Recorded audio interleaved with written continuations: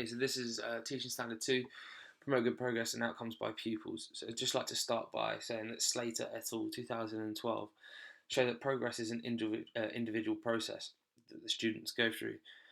I feel like this is extremely important in PE, as well as there's two elements that we have to consider, as like the cognitive as well as the physical, which I think sometimes is missed out. And these should always relate back to the lesson objectives to make sure that you can show progress against your own lessons. So I feel like this is a good place to start. So my objectives for this lesson were that everyone will be able to identify the key points of a backhand drive. So, most will be able to show the correct technique and perform with skill with some accuracy, and some will be able to perform the backhand drive with consistency and control.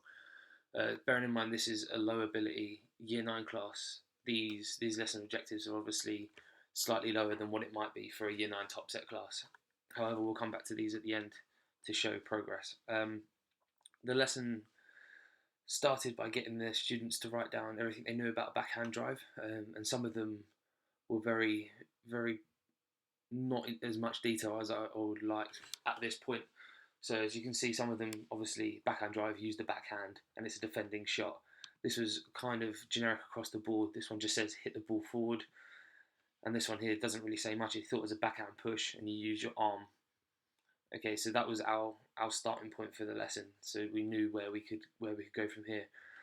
From this, I let them try the backhand push on their own to see how they got on, and you can see here that obviously this student here has very poor technique for the backhand drive, as the backhand drive is an attacking shot and the paddle needs to be the opposite way around. So here it was quite hard to distinguish, but the paddle is the wrong way around and he's standing in the wrong position to be able to get power behind his body.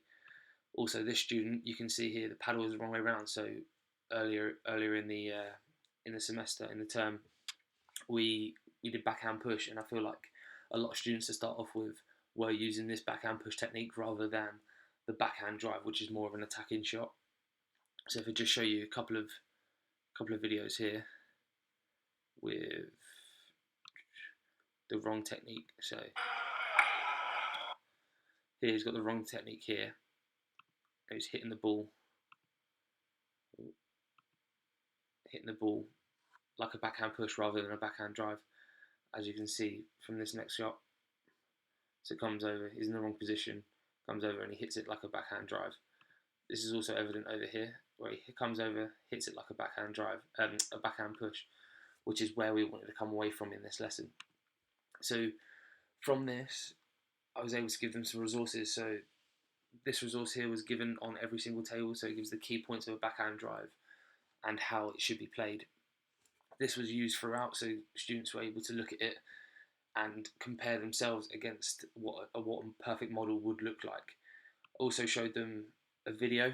It's just a screenshot here, but I showed them a video of what a professional table tennis player's backhand drive may look like, and this is just a static of a good position, and it showed the students that are more like visual learners to be able to show them where they should be standing and how the shot should look if they did it properly.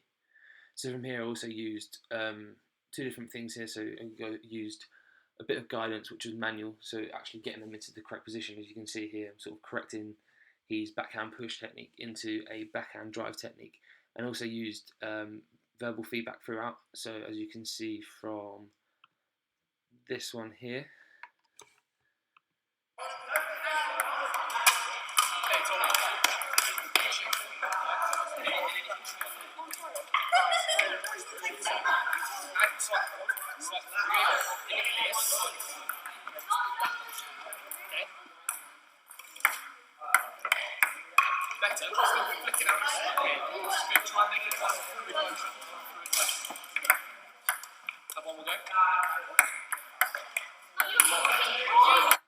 yeah, as you can see from that, there was a bit of verbal feedback as well as manual guidance going through it, and this was a theme throughout the lesson.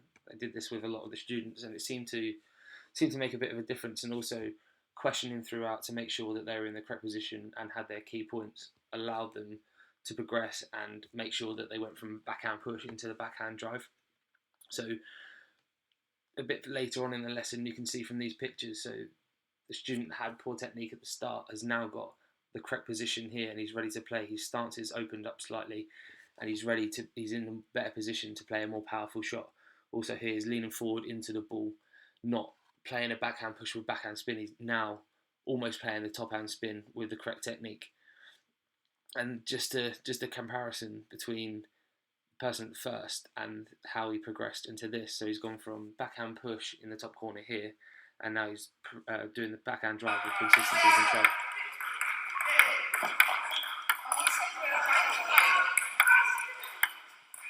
As you can see, he's in the correct position throughout every shot, and it's consistently good and consistently going where he wants it to go, rather than a backhand push and with backspin and poor control. He's now making sure that he's got the correct technique. So at the end, I got them to write down everything they now knew about a backhand push, and there was a lot more detail in some of the answers. So here they now know it's an attacking shot and it's powerful, and you're trying to win the point from it rather than a defensive shot to get you on the front foot. So here again, you've got more of an attacking shot now rather than the defensive, and it's from the elbow rather than from the shoulder or swinging through. And even here, so some of the lower abilities, they can still say that their attacking shot, we need to be square to the table. The bat's slightly slanted forward, and you push up through the ball to get that topspin motion. So relating this back to our lesson objectives, so that we'll be able to identify key points of the backhand drive. So as you can see from this part here at the beginning, where they got to write down, to the end, they're all putting down a lot more detail in their answer and could identify key points. Some will be able to show the correct, most will be able to show the correct technique and perform with some accuracy. So if we go back to here, so we're starting to get the correct technique here, and the accuracy for most of them was to be able to get it to the other side of the table and hit the table. As you can see from some of the videos that have shown that this was possible.